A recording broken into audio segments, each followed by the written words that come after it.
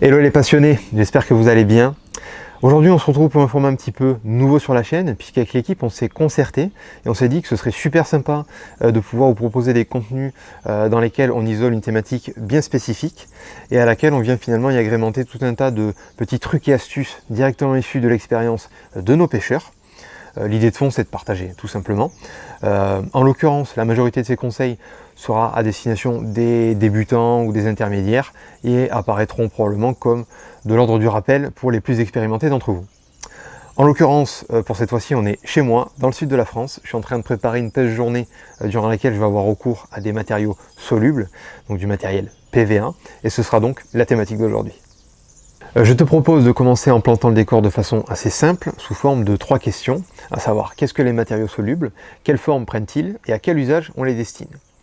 Alors très clairement, les matériaux PVA sont des matériaux qui vont fondre au contact de l'eau, ni plus ni moins. Concernant la forme qu'ils peuvent prendre, on les retrouvera majoritairement sous 4 formes, à savoir les sacs solubles, les filets solubles, les rubans et les fils solubles. Et c'est à partir de ces 4 formes-là qu'on pourra jouer tactiquement pour influencer le rendu final. Et enfin, concernant l'usage, quelle que soit la forme, il est finalement globalement le même, à savoir pouvoir présenter de façon ultra précise et très proche de lèche une faible quantité d'amorçage, que ce soit des farines, du micropelé, des bouillettes broyées, etc. Concernant le sac soluble, je vois plusieurs avantages et quelques inconvénients à son utilisation. En premier lieu, l'avantage que je vois, c'est qu'au regard des autres méthodes, on peut utiliser de belles quantités de farine et d'amorce. Donc soit des farines, des micropelés, des bouillettes, ou voire même des graines, si elles sont PVA friendly, ou si tu as pris le temps de sortir les graines que tu as préparées et de les mettre dans du gros sel, tu pourras les incorporer dans ton sac soluble.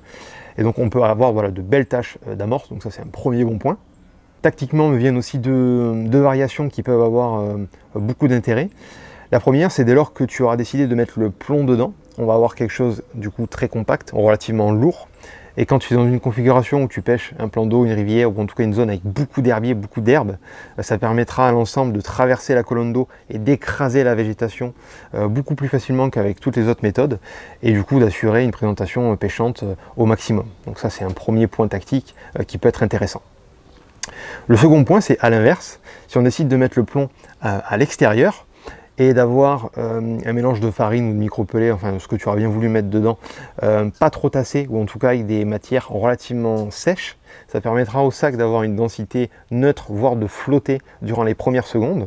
Et si tu pêches une zone extrêmement molle ou vaseuse, eh bien ça permettra au sac de descendre tout doucement et d'assurer la présentation de l'ensemble sans que ça s'enfonce dans le fond. Donc ça également, tactiquement, ça peut être un vrai plus.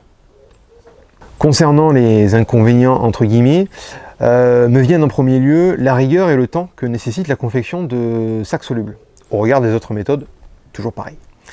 C'est-à-dire que ça nécessite quand même un peu de temps, un peu de dextérité, il faut le dire, et de rigueur dans la préparation, à savoir bien penser à souder l'ensemble, à rabattre les petits corners sur le dessous, à bien penser à piquer le tout pour que l'eau puisse rentrer rapidement dedans, et éviter que le sac ne flotte. Comme je disais, ça peut être tactiquement un atout, mais quand c'est pas ce qu'on recherche, c'est un petit peu bête parce que ça peut altérer la présentation. Et en second point noir entre guillemets qui me vient à l'esprit, ça va être la distance de lancer, puisqu'évidemment on va être rapidement freiné, de par l'aérodynamique pas du tout adaptée, mais aussi parce que ça rajoute du poids sur la canne, et que du coup le blanc va travailler différemment, et donc on n'aura pas des distances optimisées. Concernant les sticks, je t'avoue qu'à titre personnel, ils ont ma préférence pour plusieurs raisons. Ils sont plus faciles à utiliser, plus rapides à utiliser et plus polyvalents. Dans le sens où si tu utilises des micro diamètres, on va pouvoir faire des micro sticks juste pour protéger la pointe de l'hameçon par exemple et conserver une excellente distance de lancer.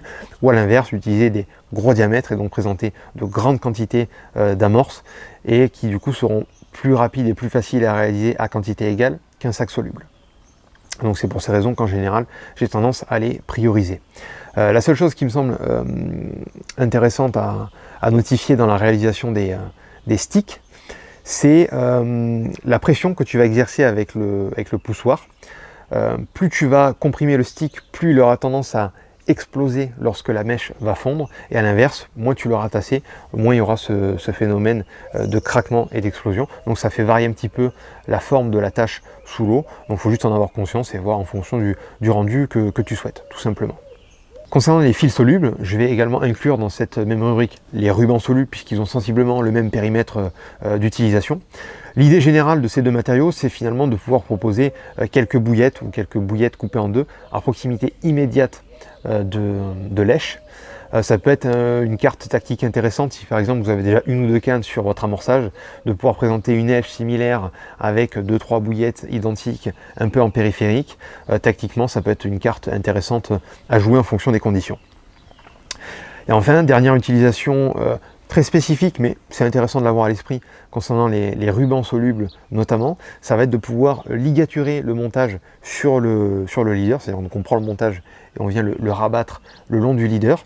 On fait une petite boucle, un petit nœud, et l'idée de ça, c'est de pouvoir du coup avoir davantage de stabilité lors du lancer, puisque le montage ne va pas se balader dans tous les sens. Et si par exemple vous êtes un petit peu court en distance, que vous voyez des poissons sauter au loin, eh bien ce surplus de stabilité permettra de gagner quelques mètres, et donc ça pourra éventuellement faire la différence et vous permettre de gratter quelques poissons. Pour en terminer rapidement avec ces quelques rappels en lien avec les matériaux PVA, on va juste s'arrêter sur la vitesse de dissolution, puisqu'elle est étroitement liée à la température de l'eau. En l'occurrence, plus l'eau est froide, plus les matériaux PVA ont du mal à fondre et sont susceptibles de laisser des petits résidus. Et à l'inverse, plus l'eau est chaude, plus ils fondent vite. Donc dans les deux cas, ça peut être un problème. En l'occurrence, du coup, pour l'hiver, pour y pallier, eh bien, la majorité des marques proposent des filets et des sacs solubles dédiés aux eaux froides. Donc vous pouvez également en retrouver dans notre propre gamme.